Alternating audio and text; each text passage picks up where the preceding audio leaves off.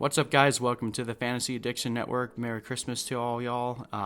We're going to quickly go over the wide receivers for Week 17 for those of you that are still playing fantasy after Week 16. We've got Justin Watson, Tajae Sharpe, Steven Sims, Hunter Renfrow, and Kenny Stills for you this week. All right, so starting with number 5, Justin Watson, 4% owned. He gets to play Atlanta this week. Now, Atlanta has been great against the wide receiver as of late. They're number 5 in points allowed to the receiver position over the last 5 weeks. But Watson looked pretty good on Saturday. If you really need help at wide receiver, he's still pretty widely unowned. I think he makes a decent option for you this week. At number 4, we have Tajae Sharpe, wide receiver for the Tennessee Titans. He gets to play Houston this week. Houston has been playing better against wide receiver as well. They've been number 9 in points allowed over the last 5 weeks. But with Corey Davis and Humphreys both dealing with injuries, not sure if either of those guys will get to play. Sharpe stepped up pretty big against New Orleans this last week.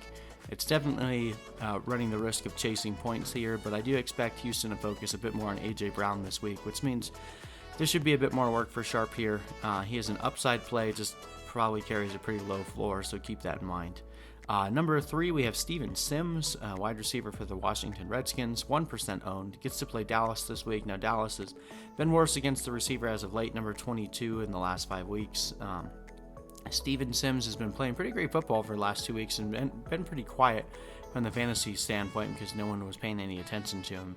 But with Case Keenum getting to throw the ball again, with Dwayne Haskins already being rolled out, McLaurin is dealing with an injury himself. We don't know whether or not he'll play. If he doesn't play, then Sims becomes an even better play. But even if McLaurin plays, I think Steven Sims will get a decent amount of work. He's pretty good upside play, and I think he carries a pretty decent floor at this point.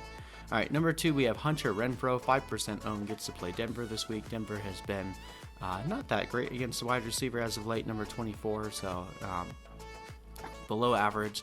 Renfrow came back from injury last week and made an immediate impact with Derek Carr.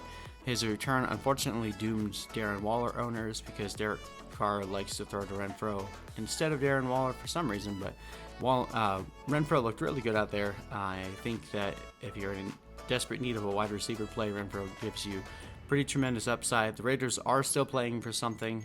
They technically still have a shot at making the playoffs, so that theoretically they should be playing hard. So I think if you need a wide receiver, you can look Renfrow's way. All right, and then number 1, this is a huge upside but low floor play as well, but that's what we're looking for in the championship week. Kenny Stills, 20% owned. Gets to play Tennessee this week, about middle of the road against the receiver. Will Fuller's already ruled out. He aggravated an injury in Saturday's game against the Buccaneers. So again, Kenny Stills always carries a low floor because that's just how Texans receivers are, but he gives you a tremendous upside with Fuller out.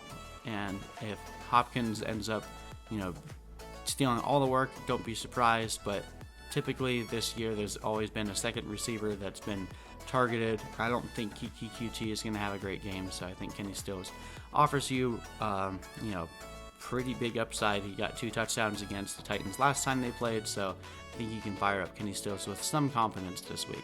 Anyway, I hope you guys enjoyed this. Have a great holiday season and the rest of your year, and we'll see you back for our 2020 videos, getting you guys ready for the next fantasy season. Take care.